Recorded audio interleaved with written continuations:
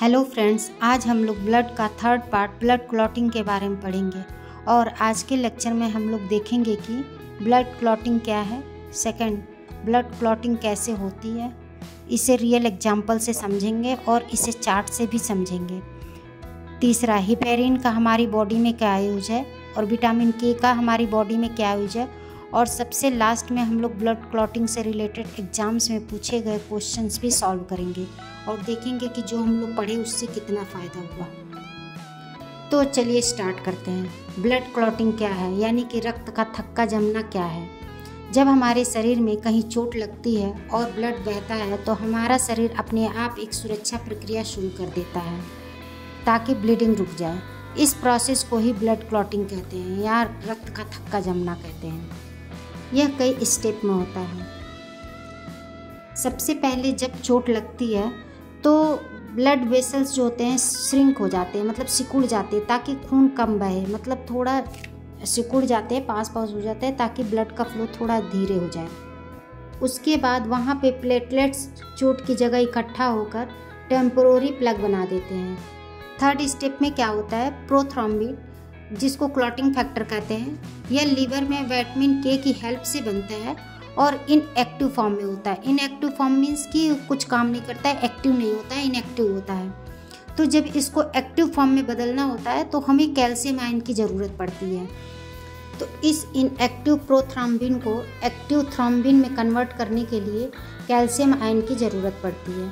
मतलब तो जब चोट लगती है तो जो प्रोथ्रोम्बिन होता है वो कैल्शियम आयन की टैबलेट्स लेता है और प्रोथ्रोम्बिन जो होता है थ्रोम्बिन में कन्वर्ट हो जाता है। मतलब कि जब चोट लगती है तो जो प्रोथ्रोम्बिन होता है वो थ्रोम्बिन में कन्वर्ट होता है कैल्शियम आयन की हेल्प से।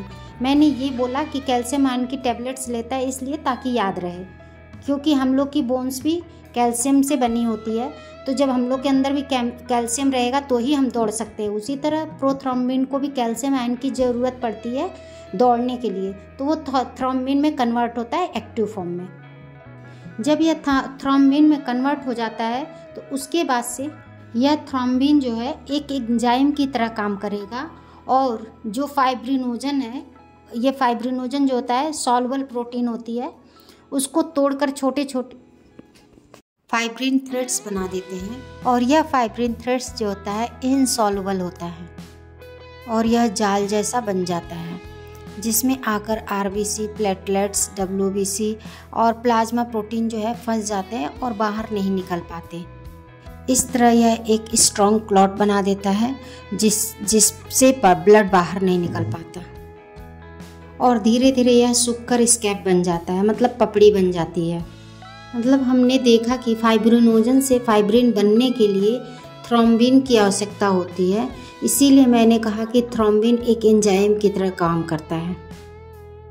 चलिए इस पूरे ब्लड क्लॉटिंग के प्रोसेस को, स्टेप को हम लोग रियल लाइफ एग्जांपल से समझते हैं। मान लीजिए कि आपके घर में पानी का जो पाइप है उसमें छेद हो जाता है, तो सबसे पहले आप जाके टैप को थोड़ा बंद कर देंगे। तो टैप को थोड़ा बंद करना मतलब जो ब्लड वेसल्स है थोड़ी वो सिकुड़ जाएंगी। जैसे कि पानी का फ्लो कम हो जाएगा, इसी तरह ब्लड का थोड़ा फ्लो कम हो जाए। फिर आप दौड़कर उस पर कपड़ा या टेप लगा देंगे, मतलब जो प्लेटलेट्स आके इकट्ठा होती है उनका प्लग बनता है, वो सेकेंड स्टेप हो गया। फिर आप वहाँ पे लाके फेविकोल या सीमेंट लगा देंगे जिससे पानी का बहना रुक जाए। तो इसका मतलब है कि फाइब्रिन जो जाल बनाती है वो फाइब्रिन का पूरा जाल बन जाएगा। इस तरह पानी का बहना रुक जाता है। ठीक इसी तरह हमारे शरीर में ब्लड क्लॉटिंग होती है ताकि खून रुक सके और हम ज़्यादा ब्लड लॉस कर बीमार न पड़े। जब चोट लगती है तो चोट लगते ही हमारी बॉडी में एक प्रोथ्रोम्बिन एक्टिवेटर बनता है। प्रोथ्रोम्बिन एक्टिवेटर क्या करते हैं, ये प्रोथ्रोम्बिन एक्टिवेटर प्रोथ्रोम्बिन को थ्रोम्बिन में चेंज करते हैं। ओके, जब ये थ्रोम्बिन ज़रूरी होता है फाइब्रिनोजन से फाइब्रिन में चेंज करने के लिए। मतलब कि जो फाइब्रिनोजन है वो फाइब्रिन थ्रेड्स तभी बना पाएगा जब उसके पास थ्रोम्बिन हो। अब ये फाइब्रिन जो इनसॉल्युबल होता है, अब ये धीरे धीरे नेटवर्क बना लेता है, पूरा जाल सा बना लेता है जिसमें आरबीसी, डब्ल्यूबीसी, प्लेटलेट्स, ये प्लाज्मा प्रोटीन, ये सारे फंस जाते हैं और वहाँ पे एक स्ट्रॉन्ग क्लॉट बन जाता है। इसे हम इस फिगर से भी समझ सकते हैं। अब इस स्ट्रॉन्ग क्लॉट के बनने की वजह से खून का बहना रुक जाता है। सबसे पहले क्या होता है, जब भी कहीं टिश्यू डैमेज होती है तो सबसे पहले प्लेटलेट्स आके वहाँ पे उसको रोक दे। मतलब अगर कहीं कोई बिल्डिंग बन रही हो तो प्लेटलेट्स वहाँ पहुँचने वाले सबसे पहले मजदूर होते हैं, और फाइब्रिन जो होती है वो पक्की सीमेंट। ओके, अब नेक्स्ट एक क्वेश्चन होता है कि मतलब विटामिन के की वजह से ब्लड क्लॉट नहीं होता, ऐसा क्यों बोलते हैं? ब्लड क्लॉटिंग में कैसे हेल्प करता है विटामिन के? वैसे तो मैंने समझा दिया है, लेकिन एक बार और समझाती हूँ।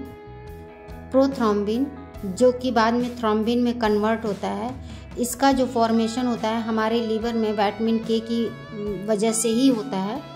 तो इस तरह विटामिन के हेल्प करता है। अगर प्रोथ्रोम्बिन नहीं बनेगा तो प्रोथ्रोम्बिन से थ्रोम्बिन नहीं चेंज होगा, और अगर थ्रोम्बिन नहीं होगा तो फाइब्रिनोजन फाइब्रिन में चेंज नहीं होगा, और अगर फाइब्रिन नहीं होगा तो थ्रेड्स नहीं बनेंगे जो रोकते हैं आरबीसी डब्ल्यूबीसी को।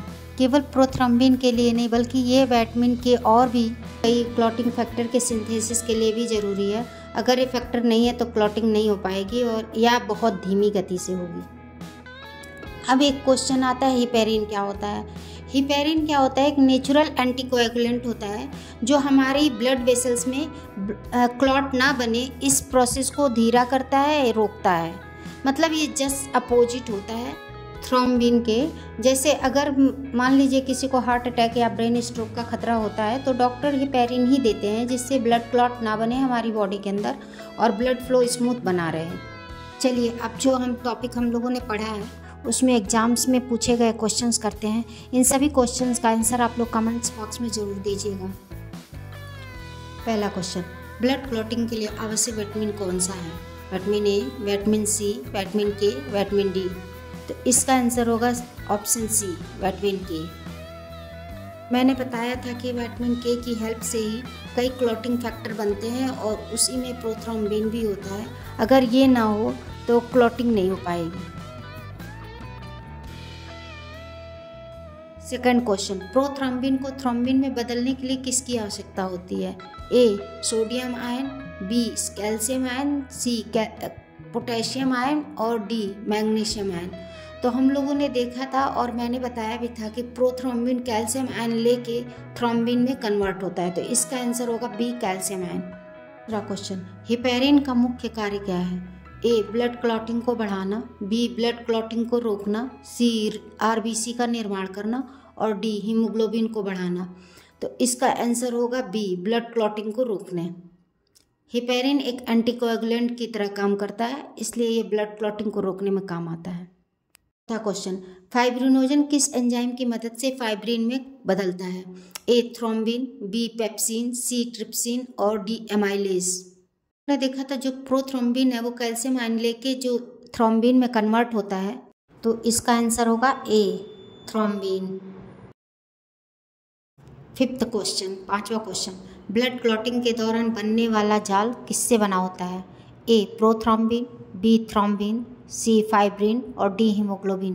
तो इसका आंसर होगा सी, फाइब्रिन। ब्लड क्लॉटिंग के दौरान जो जाल बना होता है वो फाइब्रिन का बना होता है। ये फाइब्रिन जो होते हैं इनसॉल्युबल होते हैं। तो चलिए, आज का लेक्चर यहीं पे ख़त्म होता है। अब हम लोग मिलते हैं नेक्स्ट लेक्चर में, जो होगा ब्लड ग्रुप पे। और आप लोग कमेंट्स बॉक्स में ज़रूर बताइएगा कि आज का लेक्चर आप लोग को कैसा लगा।